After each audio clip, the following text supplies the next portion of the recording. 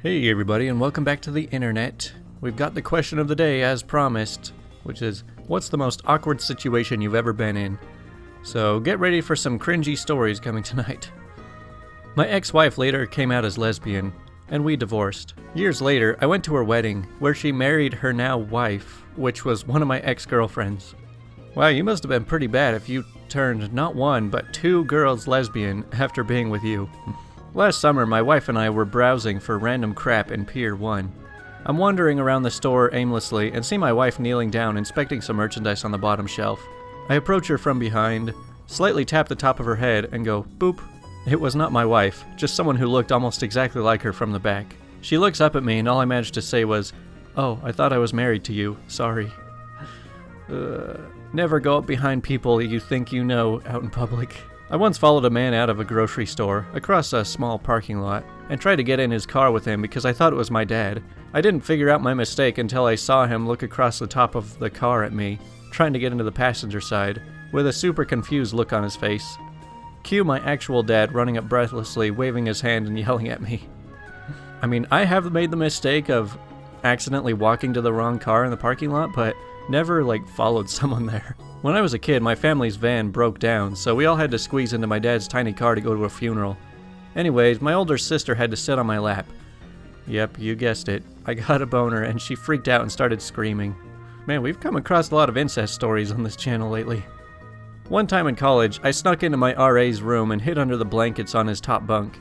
My goal was to scare him when he came in and settled down a bit.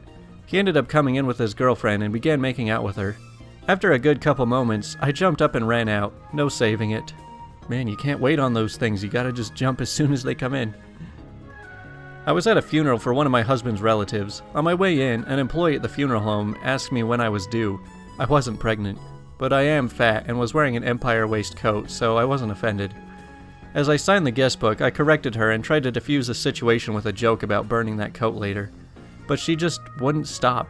She kept trying to apologize and explain herself, and I just wanted to run away. Then I was stuck in a small room with her for the next 2 hours. Oh man, sometimes trying to apologize afterwards is more awkward than the act itself. Not awkward for me, but I was the reason for it. I served for a couple years and worked multiple restaurants in that time frame. I worked at Denny's, night shift, best and worst job for many reasons. Anyways, there was a regular that came in often. Drunk as a skunk and nasty as heck. He tipped really well but was so nasty to us girls. It never fazed me, so I served him often. He offered many times to pay for extra service and tried to get me to leave with him often. Of course I never did, but a couple months later I'm working a new place, a little more high-end. I work mornings here, and this was a Sunday morning church rush. Guess who was sat in my section? My nasty regular from my last job with his entire family. His wife, kids, parents, the whole group, fresh out of church. The look on the man's face when I walked up and said hello, he was red as a fire truck, and I made it worse by asking if he remembered me. He left me a huge tip, probably because I didn't bring up his nasty mouth and grabby hands from his late drunken nights. And just to be clear, I was a waitress, that's what I meant by serving. Man, you unintentionally blackmailed him for a bigger tip. When I was a kid, we were on holiday and decided to go to a church. While we were there, I decided that it would be funny if I would slap my dad's butt with both hands. So I ran in full speed to maximize the impact of the slap. I ended up slapping a stranger who also happened to walk next to a woman with a stroller in his hands, which made me think it was my dad. It was even worse that my parents saw it as well. My parents just laughed at me, which made the guy laugh as well, and then we just left the church, I think. Man, there we go again with running up behind people you think you know. Maybe my bigger question would be, why are you going up to slap your dad's butt? So this poor girl walked into my lecture by mistake about halfway through. This particular professor really enjoys talking to all of his students and was super engaging even with the 400 plus students in his class. When the girl walked in, my professor stopped teaching, looked at the girl and asked if she was in the class. She said she was and began walking towards the front where the open seats were. This is a fairly large lecture hall, and all 200 students were now forced to watch this girl walk towards a seat because the professor didn't continue talking and just stared at her. She got close to the front, and I think the pressure of the whole room got to her, and she said, "Actually, no, I'm not," and turned around, and we all had to watch the poor girl climb back up the stairs and out of the hall. I was literally watching my worst nightmare. This is the kind of situation where every second feels like an hour. So the most George Costanza moment of my life. I was flying back home from a business trip in Georgia. Before we all got on the plane, everyone noticed that we would be flying with 3 military canines and their handlers. All good, point being everyone noticed them, and if they hadn't, the pilot was kind enough to point them out when he came over to the intercom to give his spiel. A round of applause for the service members and their brave working dogs was given. Hours later in the flight crew had turned off the lights. I needed to take a piss and moved forward in the cabin towards the restroom. Well, one of the dogs was black and I didn't see his paw sticking into the aisle. Cue the dog yelping and crying. Have you ever had 150 people hate you before? It was made so much worse by the fact that I'm a veteran and I love dogs. I'm the son of a veteran who was a canine handler when he served, but how the heck am I going to explain that to a plane load of people giving me the stink eye for being the a-hole who stepped on the dog? It was a black dog, Jerry. And the lights were out? The lights were out, Jerry. Man, I never watched Seinfeld. When I was in 2nd grade, my brother and I would always be picked up after school by my dad. We had a green van with a red stripe on the side. So my brother grabs my hand and storms us up to the car. He rips open the door, sits us down, buckles me in, and then says, "Can we get McDonald's on the way home?" We both look up and there's 2 middle-aged adults sitting in the front seat that are obviously not our family. They stare at us, we stare at them. In my little brain, we've been staring at each other for the last 10 minutes at this point. My brother unbuckles me, unbuckles himself, we get out and walk away. No words were exchanged.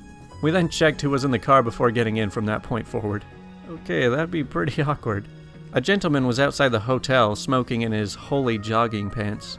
I really wanted to tell him his balls were showing, but I couldn't summon the courage to do it. He wanted to chat about Magic the Gathering. Just don't look down. I did community service with a youth group when I was around 10 or 11. Around the Christmas holiday, we bought and wrapped a bunch of gifts to take to an old folks' home. I picked up a gift and walked over to this elderly gentleman. I'm swelling with pride and eager to drink the large glass of thank yous I'm about to be served. He opens a really nice pair of slippers and looks at them for a moment.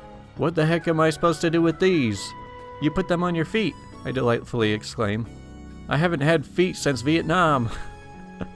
You might have wanted to pay attention to who you were giving presents to. Oh man, so I was at my aunt's house for a Christmas meetup. My whole family from my mother's side is always there. And we were just talking about some stuff. The Crappy Life Pro Tips subreddit came into mind, and I told her that there are some tips like, you should drive faster when you're drunk because driving drunk is dangerous and you get home faster.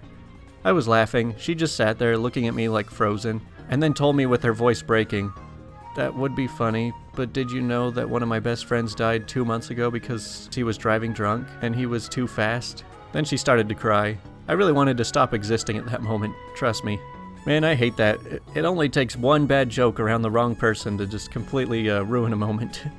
My skirt got caught on the concrete bench at work and got pulled down when I went to get up. I showed a crowd of coworkers my butt. Everyone just kind of stood there trying not to laugh while I tried to collect my dignity. Bad day to not wear underwear. Why would anyone not wear underwear with a skirt? That's like the most exposed thing you can do. Alright, well that's about as many of the responses as I can handle. You know, if you guys like cringy, awkward situations, you guys should watch the show called The Increasingly Poor Decisions of Todd Margaret. I'm pretty sure it's still on Netflix. But basically the whole show is just about this guy that he is so socially inept and gets himself into the most awkward situations just constantly, and he's always screwing them up too. This is just one scene of him going on a tour in a place, but doesn't realize that it's actually a deaf tour, and he doesn't know sign language, but he's going to pretend he does. This one clip is probably the most popular from the whole show, and it kind of just sums up what type of person he is. I mean, it's a very cringy show, but I love it. I've watched it at least a dozen times by now. My name is Todd. I would say this and Impractical Jokers are like the cringe humor kings. Anyways, that's all for today's Ask Reddit. I hope you guys enjoyed, so I will talk to you guys tomorrow.